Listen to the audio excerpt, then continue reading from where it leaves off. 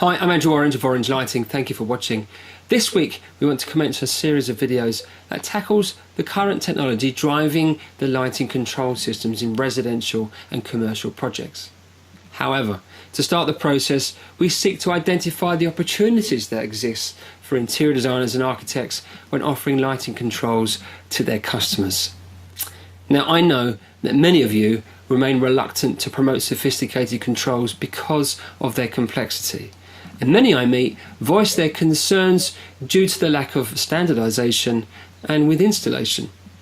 Yet, with predictions that the lighting controls market will be valued at £33 billion by 2020, are we ignoring a major source of revenue? Well, certainly, with many more clients asking for scene-changing systems and increasingly interest is not only confined to the higher tier of budget, demand is definitely across the board. And ultimately, if your competitors are offering it, isn't it time for you to jump on board and future-proof your menu of services? Well, we spoke to a number of interior designers, but our conversation with Emma Hooton of Emma Hooton Limited was very representative. I'm asking Emma an important question. How do you regard lighting systems these days? I see them as an intrinsic part of the interior design. So right from the very beginning of the project, we'll be looking at plans, doing furniture layouts, and the next thing we do will be a lighting plan and design that will work. Every aspect is thought about on paper right at the beginning of the project. So it's a really important part of our design. Are there any issues you find that you or your clients bring up when they're discussing and thinking about lighting control?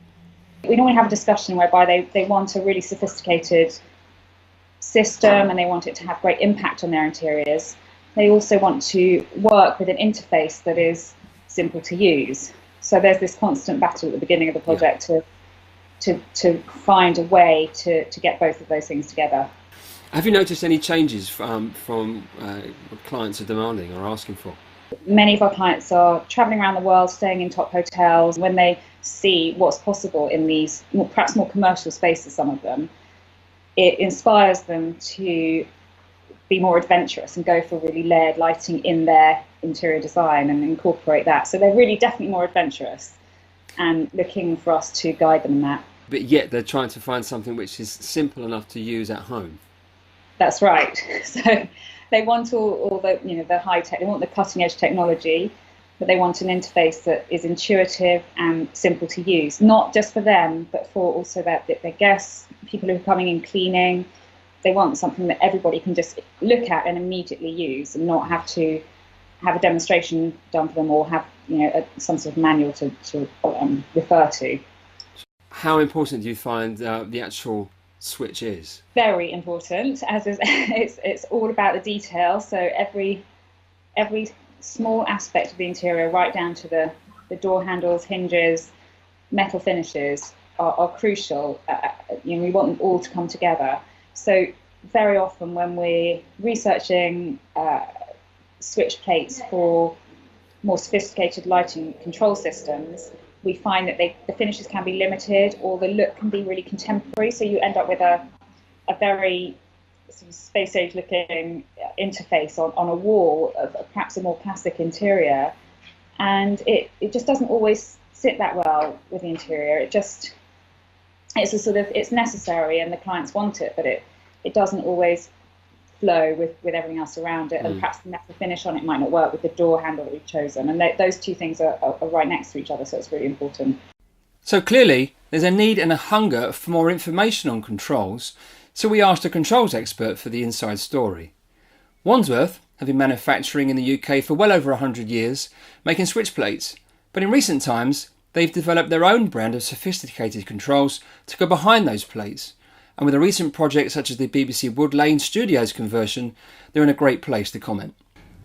So I've got Rob from Wandsworth with me. I'm asking him the question, is it safe to enter the tricky waters of lighting controls these days, and is it complicated?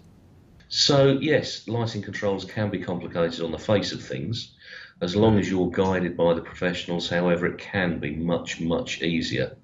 As a prime example, traditional lighting wiring is a lot more complicated than some of the network-based systems. So as long as you get that done before first fix, it's simpler, cheaper and quicker to install than normal wiring. So Wandsworth is heading in that direction then, having a which is traditionally made, but yeah, they've got a sophisticated system behind it. Absolutely. We work all the way from a sophisticated networked system with scene setting plates, all the way down through our attractive switches, mixing the intelligence with beauty, all the way down to traditional rotaries. Intelligence with beauty, that's a great phrase. Can you explain a bit more about that? Very much so. It's a traditional Wandsworth thing that the plates are made to a very high standard and aesthetically they're pleasing. We designed a lighting control system that would work with any of our plates. So you decide how you want things to look, you decide how you want things to work, and we do the dirty work behind the scenes making them work together. So Rob, do you have any advice for the cautious designer when they're choosing a control system? I think people have had their fingers burnt with LEDs recently in the same way as they have with fluorescents in the past. So choose a company that's going to support you through the entire project, and choose a company that will test your light source with the driver, with their dimming system, to make sure everything is compatible. So a control system, Rob, doesn't have to be a large rack taking up a lot of space. It could actually be broken down into a much smaller format. Absolutely. It's one of the first design principles of the system we have. It's distributed intelligence. So for want of a better term, it's a Lego kit. You buy purely and simply the modules you need, which are small enough to be placed in any convenient location rather than taking up a whole rack. So it's obvious that lighting controls are most definitely on the agenda, and more than at any other time in the past. So let's embark on a journey to acquaint ourselves with the necessary knowledge needed to appraise the opportunities available to us in this new world of lighting controls.